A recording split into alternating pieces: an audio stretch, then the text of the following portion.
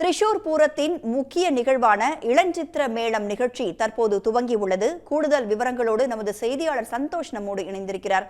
சந்தோஷ், அந்த திருவிழாவின் அந்த நிகழ்ச்சி குறித்து விரிவா சொல்லுங்க. நிச்சயமாக இந்த இளஞ்சித்திர மேளம் துவங்கி இருக்கக்கூடிய நிலையில் அந்த இளஞ்சித்திர மேளம்னா என்ன அப்படின்னு சொல்லி பார்த்தோம்னா, அதாவது உலகில் பழமையான தொன்மையான இசைக்கருவிகளை பயன்படுத்தி பஞ்சவாத்திய இசைக்கலை கருவிகளை பயன்படுத்தி நடத்தக்கூடிய ஒரு மேள நிகழ்ச்சி தான் இந்த இளஞ்சித்திர மேளம். வடக்குநாதன் சிவன் கோவிலில் உள்ள இளஞ்சி மரத்துக்கு அடியில புகழ்பெற்ற பஞ்சவாத்திய கலைஞர்களால் நடத்தக்கூடிய இந்த நிகழ்ச்சியானது தற்பொழுது தொடங்கி இருக்கிறது.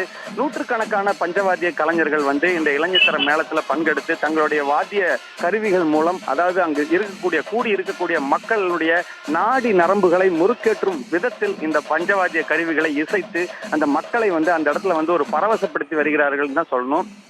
கிட்டத்தட்ட ஒரு 2 மணி நேரம் இந்த நிகழ்ச்சியானது நடக்கும். இதை தொடர்ந்து பாறைமக்காவு பகவதி அம்மன் கோவிலிலிருந்து சென்ற அந்த யானைகள் அனைத்துமே பாத்தீங்கன்னா தெற்கு நடை வழியாக வெளியேறி அந்த குடைமாற்ற நிகழ்ச்சிக்காக தயார்படுத்துவார்கள். அதற்கு முன்பாக நடத்தக்கூடிய இந்த இளஞ்சித்திர மேளம் என்பது ஒரு புகழ்பெற்ற நிகழ்ச்சி. திரிசூர் பூரம் என்றாலே பாத்தீங்கன்னா ஒரு 229 ஆண்டுகள் பழமையான ஒரு பூரம் நிகழ்ச்சி. இது சக்தன் தம்புரானால் துவங்கி வைக்கப்பட்ட இந்த பூரம் நிகழ்ச்சி அன்றைக்கு எப்படி தொடங்கப்பட்டதோ அதே பாணியில தான் இன்னைக்கும் ஒவ்வொரு நிகழ்ச்சியுமே காலை 5 மணி முதல் நாளை பிற்பகல் மதியம் வரைக்கும் இந்த நிகழ்ச்சியானது தொடர்ந்து நடக்கும். கிட்டத்தட்ட 36 மணி நேரம் இந்த பூரம் நிகழ்ச்சி நடைபெறுகிறது. தற்போது தொடங்கி இருக்கக்கூடிய இந்த இளஞ்சித்திரை மேளத்தை பல்வேறு, அதாவது இசையை ரசிக்கக்கூடிய பல்வேறு மக்கள் அந்த பகுதியில் கூடியிருந்து அந்த இசையின் நிகழ்ச்சியை கண்டுகளித்து வருகிறார்கள். இதை தொடர்ந்து மாலை 5 மணிக்கு மேல தெற்கு நடை பகுதியில் குடைமாற்றும் நிகழ்ச்சி நடைபெறும். இந்த குடைமாற்று நிகழ்ச்சியில இடத்துல ஆயிரக்கணக்கான மக்கள் கூடுவார்கள் என்பதால்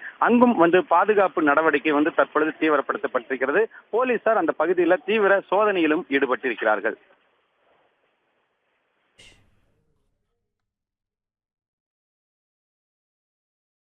விவரங்களை பகிர்ந்து கொண்டமைக்கு நன்றி சந்தோஷ்.